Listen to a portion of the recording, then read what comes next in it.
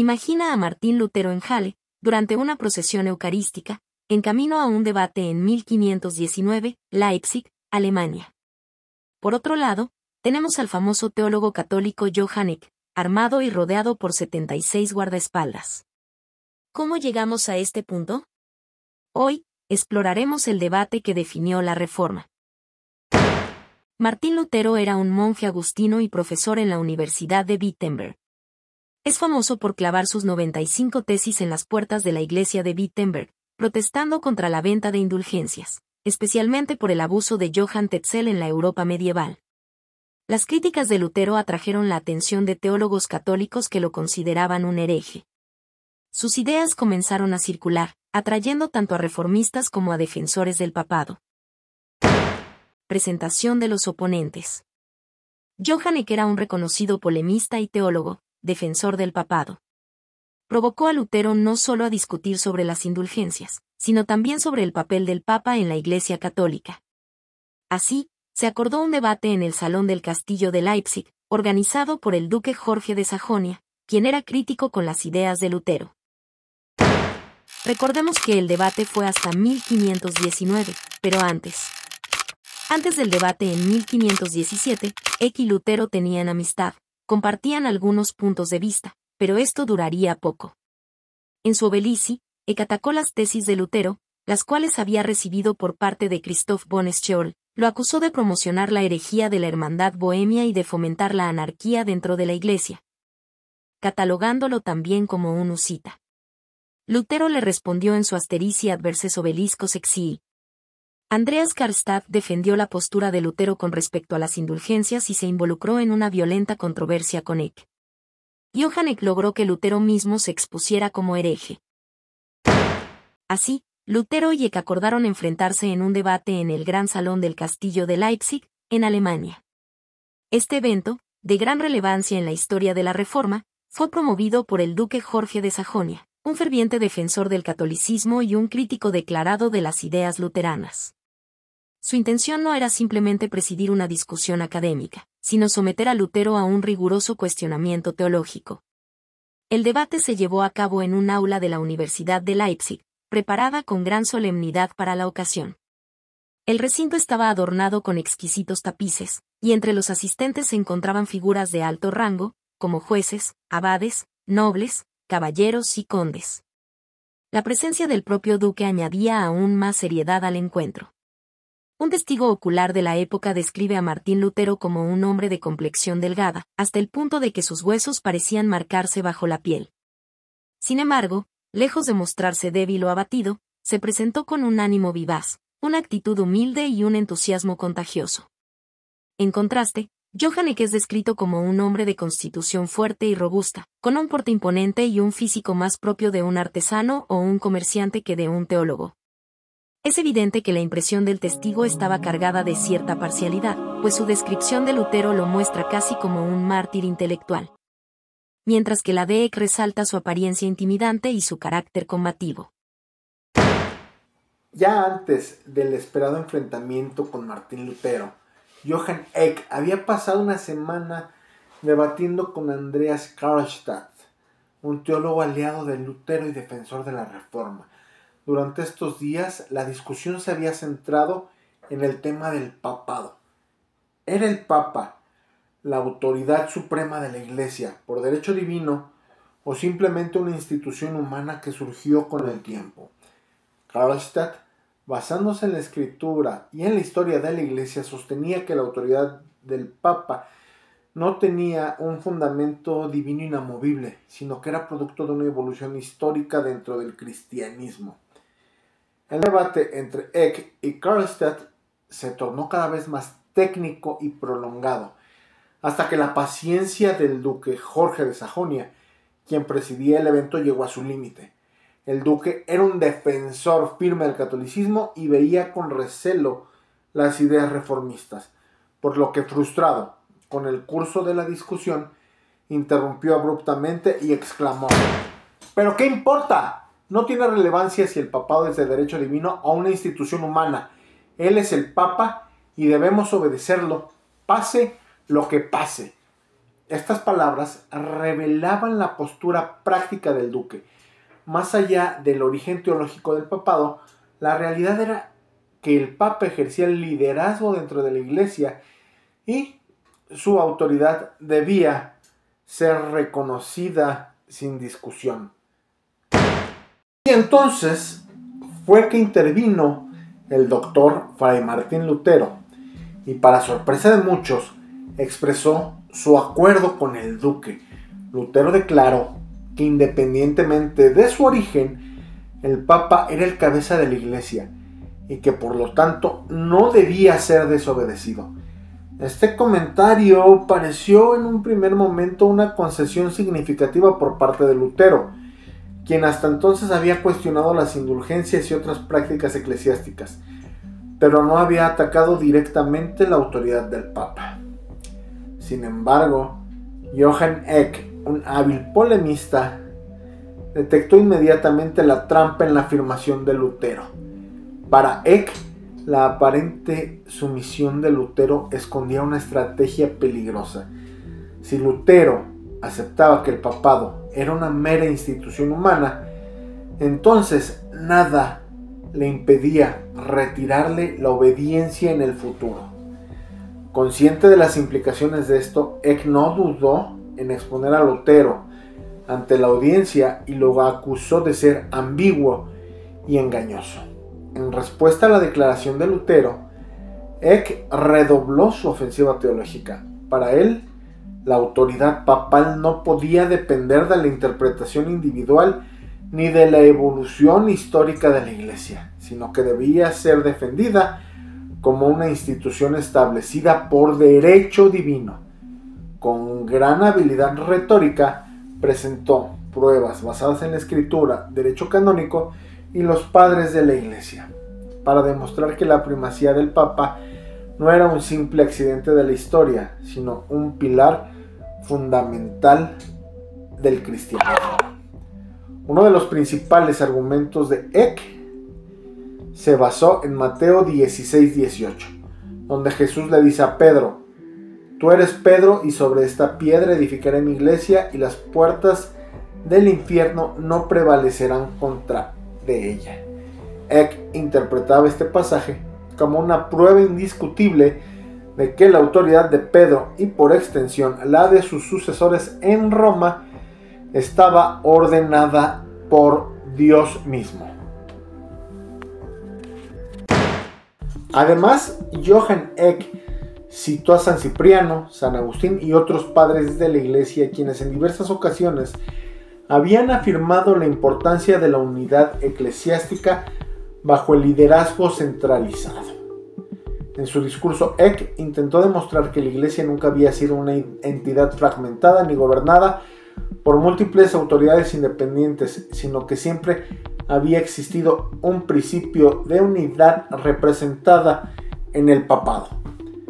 En este momento crucial de la disputa de Leipzig, el ataque frontal de Eck no solo obligó a Lutero a posicionarse con claridad sobre el papado, sino que también lo llevó a una revelación aún más explosiva.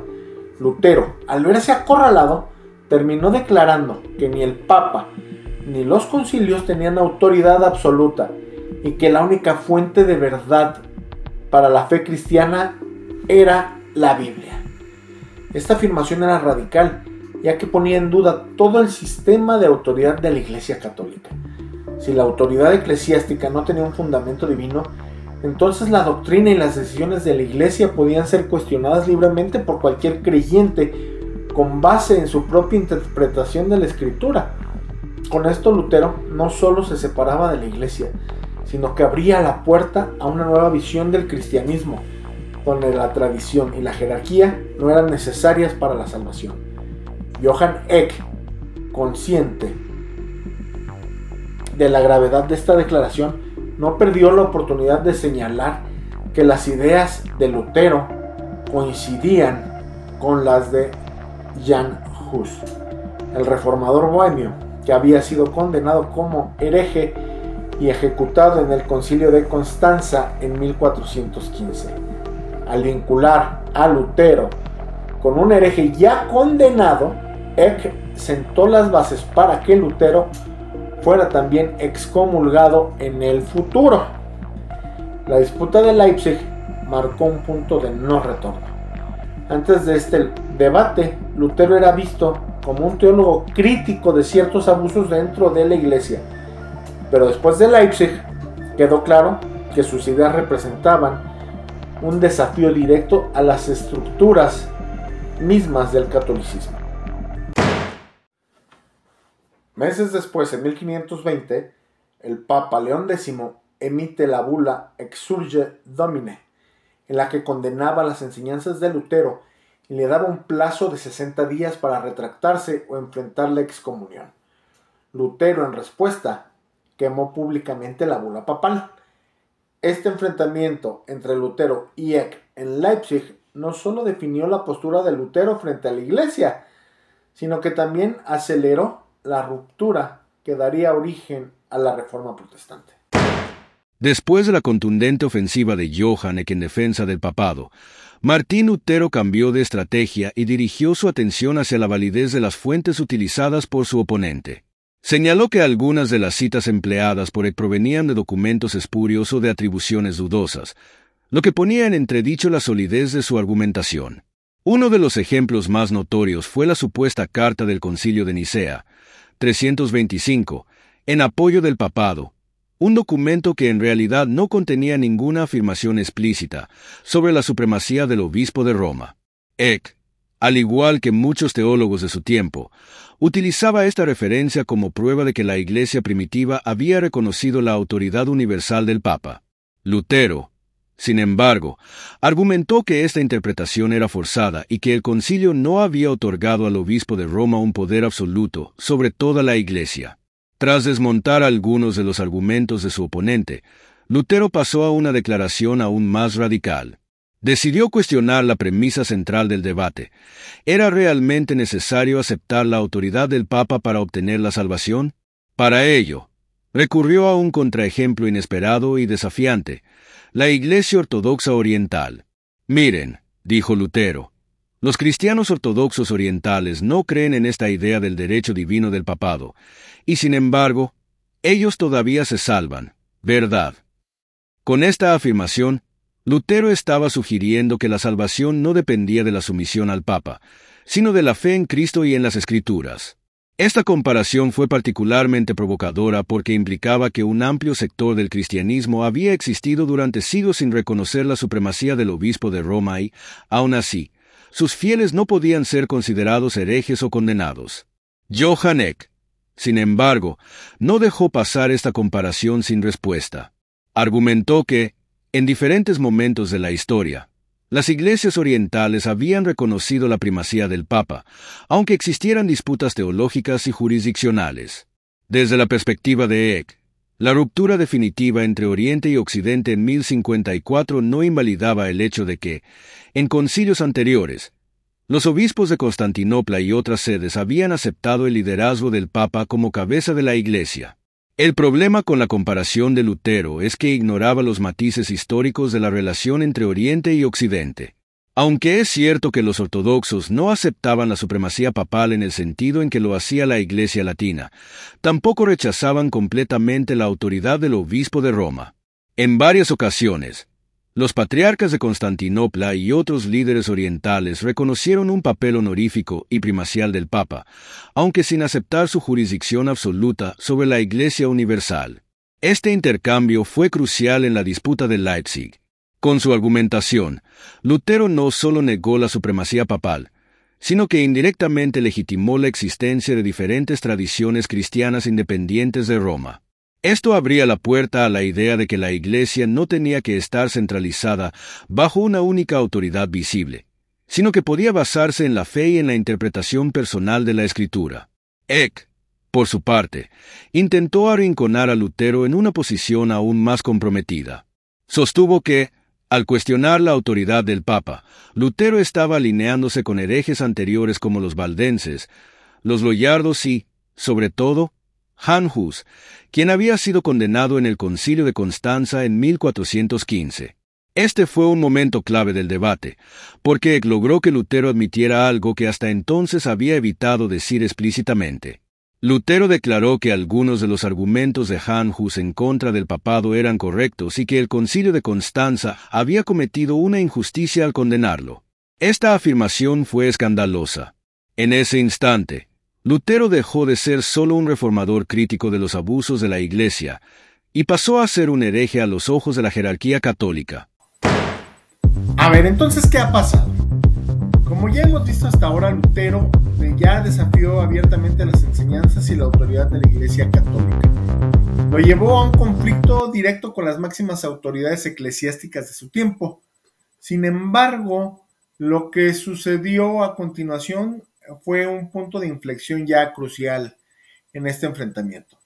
La audiencia atónita escuchó cómo Lutero había sugerido que incluso los griegos, es decir, aquellos que no aceptan el papado ni reconocen la autoridad del papa, de alguna manera podían salvarse.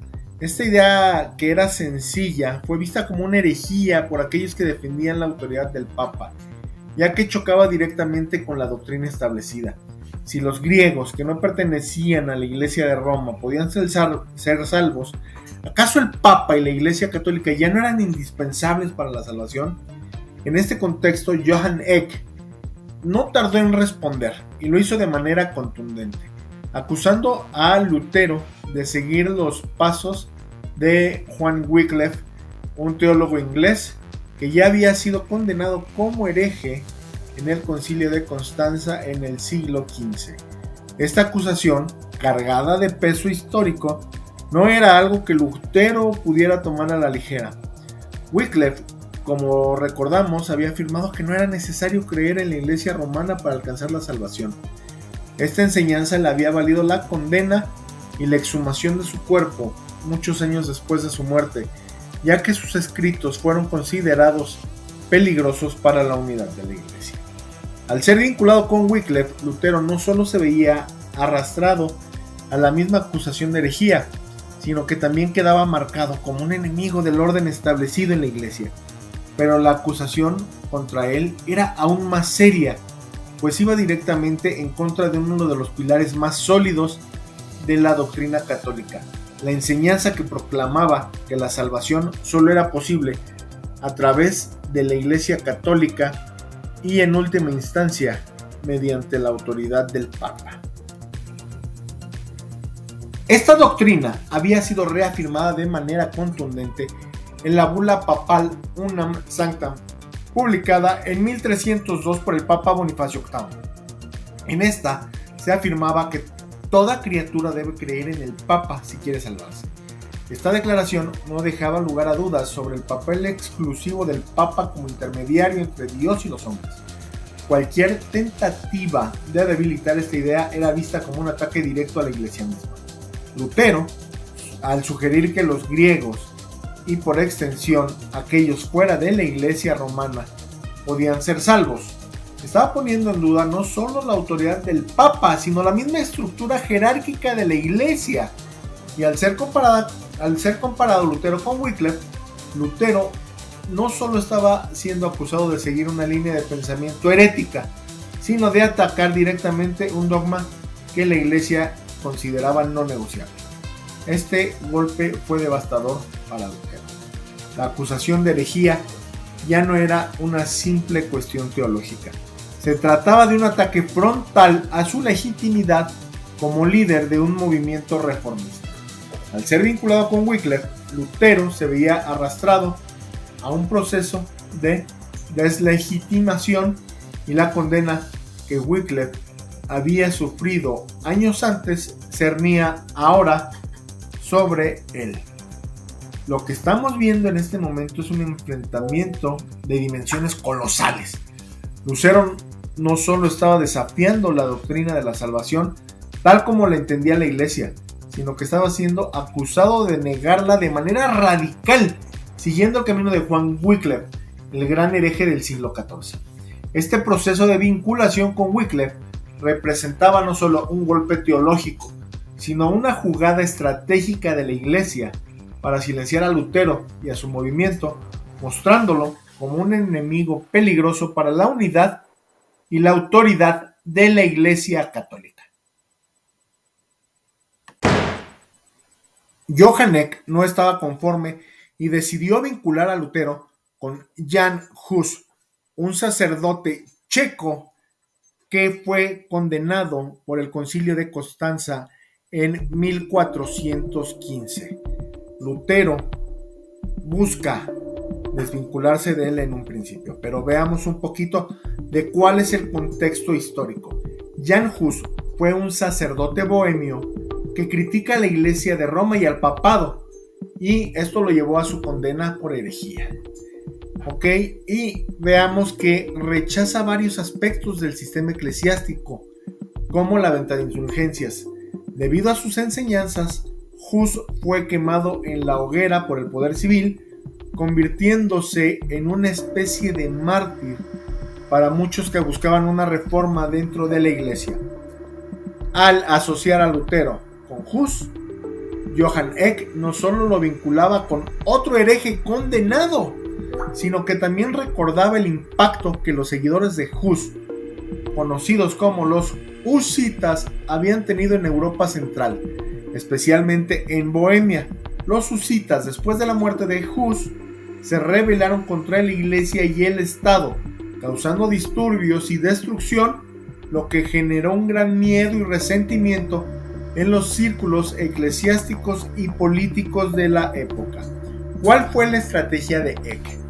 Comparar a Lutero con Jan Hus tenía un propósito claro: hacer que el público viera a Lutero no solo como un disidente teológico, sino como una amenaza potencialmente violenta para el orden establecido, y no estaba del todo errado, porque eso sucedería después que triunfó la Reforma Protestante. Pero bueno, volviendo al tema, esta acusación fue diseñada para quitarle legitimidad a Lutero, mostrando su relación con figuras radicales que habían incitado revueltas y destrucción. Recordemos la revuelta de los campesinos. Para Lutero, esta comparación fue devastadora, pero a la vez también hay que reconocer que fue profética por parte de Johann Eck, pues lo colocaba en una posición muy peligrosa, vinculándolo con un movimiento que había sido visto como subversivo y hasta violento. La acusación no solo dañaba su credibilidad teológica, sino que también tenía implicaciones políticas y sociales profundas, ya que recordaba a la audiencia los efectos desestabilizadores que los husitas habían causado en el pasado. Al comparar a Lutero con Jan Hus, Johann Eck no solo lo estaba acusando de herejía, sino que lo estaba asociando con un movimiento radical que podía devenir en violencia, y que eso no era bueno para la iglesia, para el Estado, ni para el pueblo. Obviamente en ese momento a Lutero no le convenía ser vinculado con los husitas, pues habían generado sangrientas guerras que habían afectado al Sacro Imperio Romano-Germánico, que era el reino al que pertenecía Lutero y donde se estaba efectuando el concilio de Constanza, y en este caso en Leipzig, que era donde se estaba efectuando el debate. Entonces, digamos que apoyar a Hus no hubiera sido bien visto.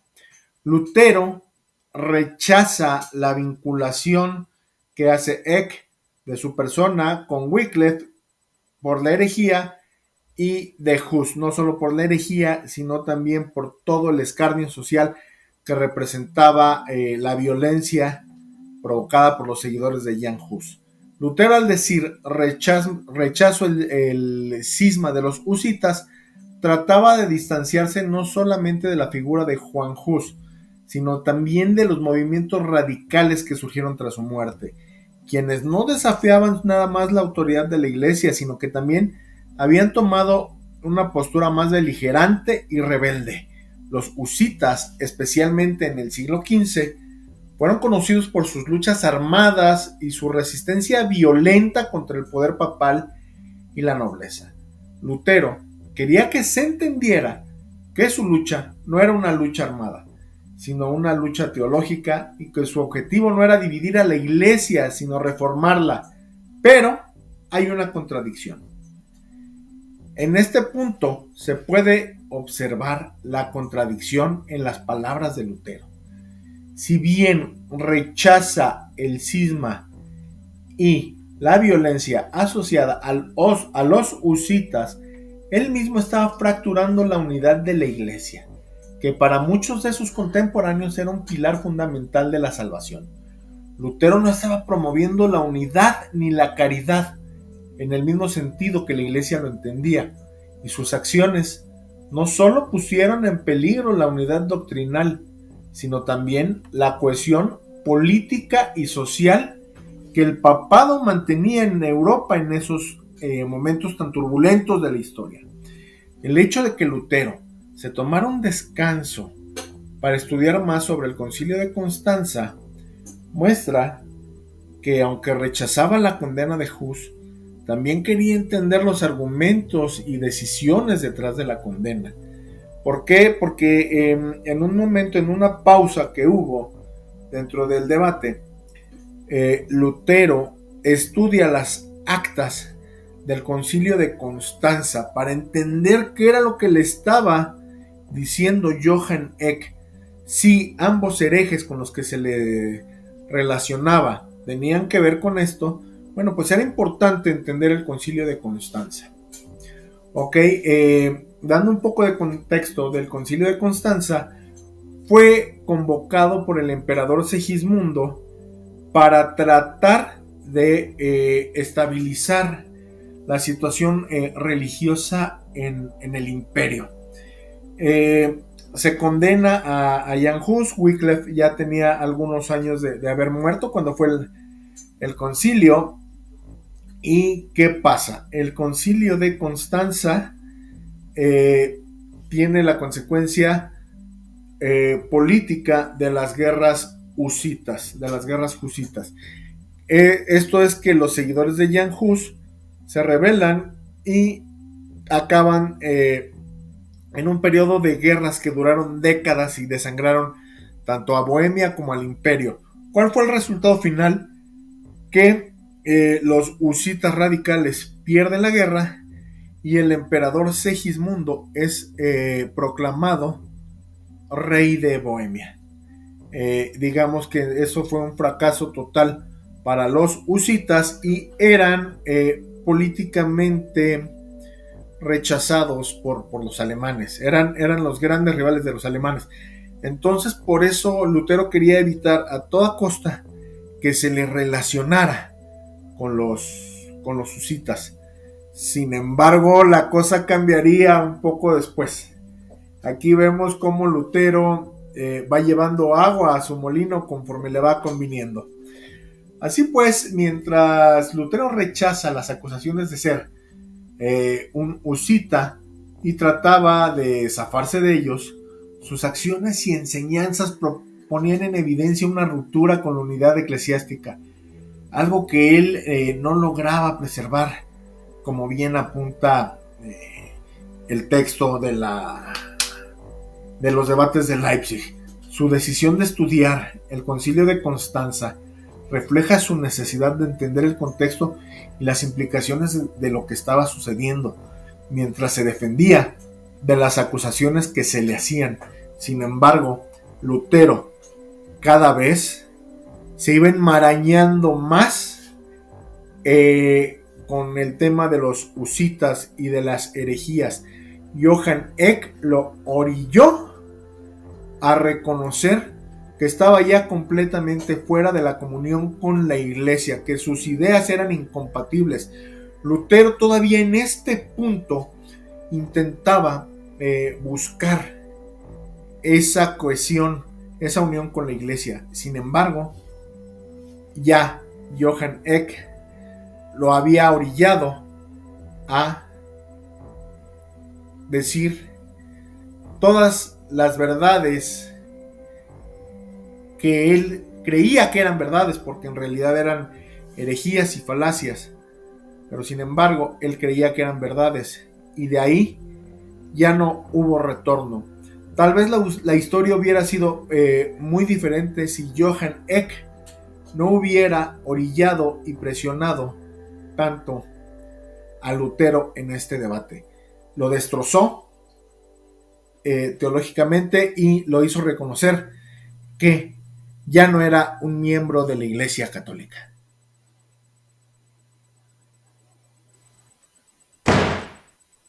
Y entonces Lutero, buscando una salida, siguió escudriñando en las actas del Concilio de Constanza. Sin embargo, solo se fue enredando más e involucrando más en las herejías de Jan Hus. Uno de los puntos claves que provocó la condena de Jan Hus fue la proposición que afirmaba que la Iglesia Universal, como cuerpo de creyentes, estaba compuesta solo por aquellos predestinados a la salvación. Esto implicaba que la Iglesia visible, tal como la entendía la institución papal, no reflejaba la verdadera Iglesia de Dios, sino solo a aquellos elegidos para la salvación. La proposición condenada decía lo siguiente. Por esto condenaron a Hus. Solo hay una Iglesia universal, que es el número total de aquellos predestinados a la salvación. Por lo tanto, se deduce que la Santa Iglesia Universal es solo una, así como solo hay un número de todos aquellos que están predestinados a la salvación. Este punto tocaba una cuestión muy delicada para la Iglesia Católica de la época, el concepto de la Iglesia visible y la Iglesia invisible. La Iglesia Católica enseñaba que todos los bautizados pertenecen a la Iglesia visible, independientemente de su destino final de salvación, mientras que la proposición de Hus limitaba esa membresía solo a los predestinados, es decir, aquellos que efectivamente alcanzarían la salvación. Por estas razones es que Hus es condenado, no por querer negarle la copa al pueblo, como alegan algunos. ¿Ok?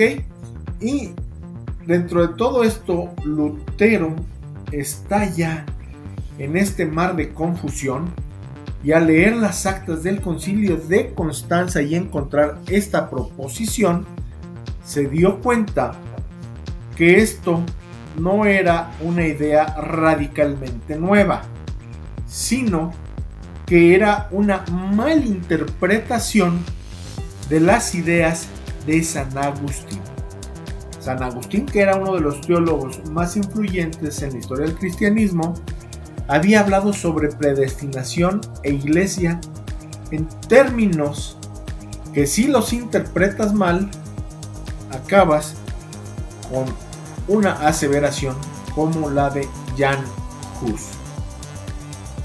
Y al ver esto, el punto clave es que Lutero, como monje agustino, estaba familiarizado con las enseñanzas de San Agustín, y esta conexión le permitió al demonio entrar en su cabeza y, confundido, creyó que esta proposición de Hus podía estar dentro del ámbito de la tradición agustiniana.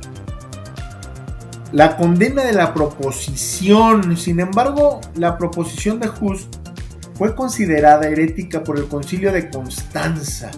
Se le consideró una negación de la noción de la Iglesia como el cuerpo visible de todos los bautizados. La Iglesia son todos los bautizados, no solo los predestinados a la salvación, como propone Hus.